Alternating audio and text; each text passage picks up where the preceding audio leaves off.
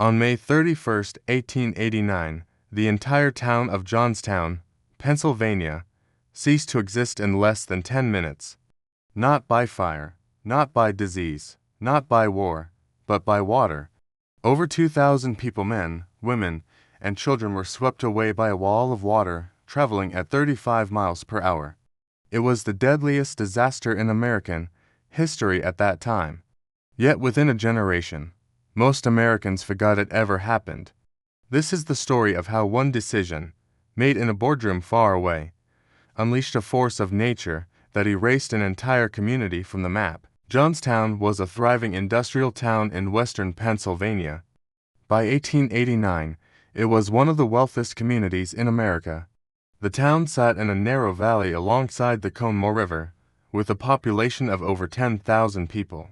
Most worked in the steel mills, ironworks, and coal mines that made the region the industrial heart of the United States. Families lived in dense neighborhoods stacked up the valley's slopes. The railroad brought constant commerce. The mills ran day and night, producing the steel that built America's railroads, bridges, and cities. About 14 miles upstream from Johnstown stood the South Fork Dam, built in the 1850s as a reservoir for the Pennsylvania Canal. It created Lake Conemaugh, a massive body of water held back by an earthen dam over 900 feet long and 75 feet high. By the 1880s, the canal was obsolete, replaced by railroads. But the dam remained, now used by a private hunting and fishing club that served the wealthy industrialists and businessmen of the region. The membership fee was steep, reserved for Pittsburgh's elite. The people of Johnstown knew the dam existed. They had learned to live beneath it. Most believed it was secure, maintained, and safe. They were wrong. The South Fork Dam had problems from the beginning. Engineers who inspected it noted serious structural flaws. The main issue was the spillway, the system designed to allow excess water to flow safely out when the reservoir filled too high. When the dam was repurposed for the hunting club, the spillway was deliberately reduced in size. Why? The club owners wanted a larger, deeper lake to stock with fish.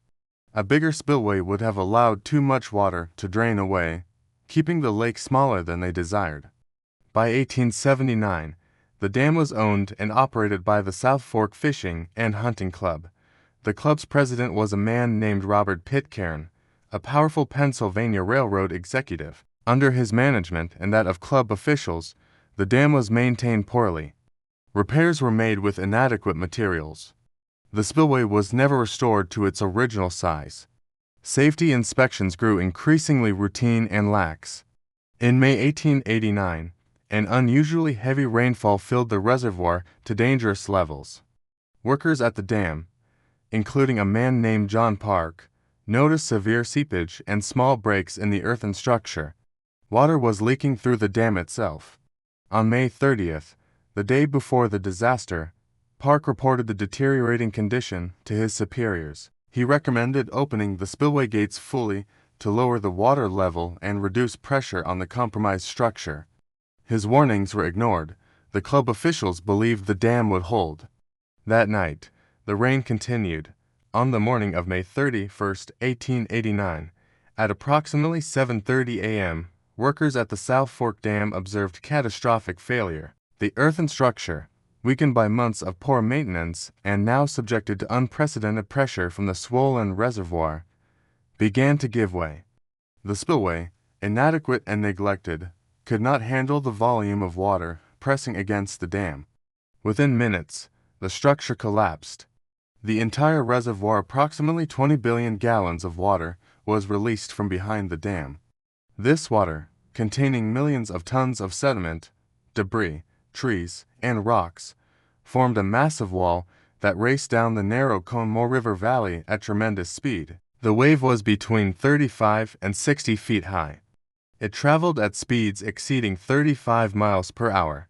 It carried with it entire houses, railroad cars, bridges, and everything else in its path. In Johnstown, it started as a distant roar that grew louder and more terrifying by the second. Those who survived reported hearing a sound like thunder that never stopped. The ground shook, Animals sensed the danger and fled. Then the water came. The flood hit Johnstown with overwhelming force. The wall of water, carrying tons of debris including entire sections of the South Fork Bridge and railroad cars, smashed through the town. Wooden structures were obliterated. Stone buildings were toppled like children's blocks.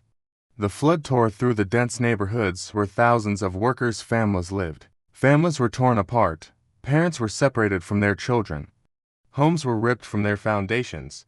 The flood carried everything forward: debris, corpses, splintered wood, iron rails, creating a chaotic mass of destruction. Entire city blocks simply vanished. The industrial mills, which had employed so many of Johnstown's residents, were ruined. The railroad yards were devastated. The infrastructure that had made Johnstown wealthy was destroyed in minutes. The water rushed through with such force that it could not be outrun. Those caught in its path had nowhere to go. The valley narrowed downstream from Johnstown, which actually intensified the flood's destructive power as the water was forced into an even tighter space. The velocity increased. The destruction became more complete. In less than 10 minutes, the water had passed through Johnstown. What remained was almost unrecognizable. Bodies were everywhere. The streets were filled with debris, mud, and the wreckage of homes and businesses. Survivors emerged from cellars and upper floors, shocked at what had happened. The initial death toll was staggering. Over 2,000 people were confirmed dead. Many were never identified. Bodies were recovered for weeks downstream. Entire families were lost without any survivors. Johnstown's infrastructure was shattered. There was no clean water. There was no shelter. There was no organized system to handle the dead or to care for the injured and traumatized survivors. Disease threatened. Dysentery and typhoid fever killed additional survivors in the weeks following the flood. The town was in chaos. Temporary morgues were set up. Bodies were piled in churches. Mass graves were dug. Survivors searched desperately for missing family members.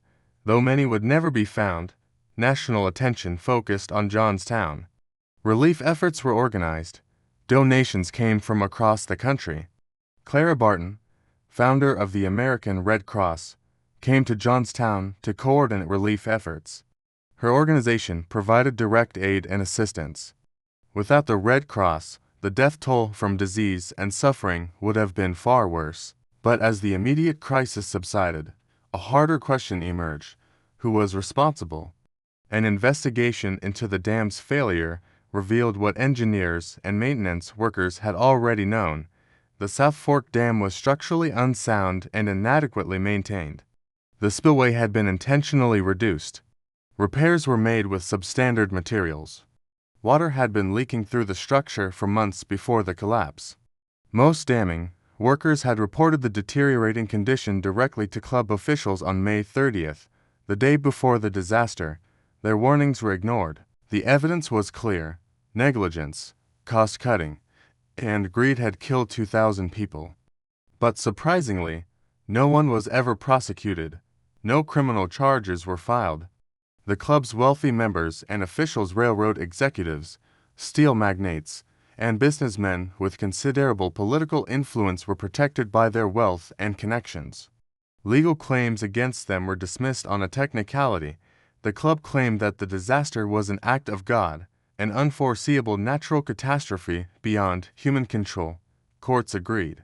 The message was stark: the wealthy and powerful were not accountable for negligence that killed the poor and working class. The legal system had chosen the side of the industrialists. Johnstown's survivors received no compensation from those responsible. Relief aid came from private donations and charitable organizations, not from accountability or justice. Johnstown rebuilt itself. The town's survivors and new migrants who arrived seeking work and opportunity gradually reconstructed the community. Homes were rebuilt, the mills reopened, life resumed, though it could never be the same. Yet within a generation, the Johnstown flood faded from national memory. History moved on. The industrial economy continued to grow. The wealthy continued to profit from inadequately regulated industries. Worker safety remained a low priority. Disasters would happen again.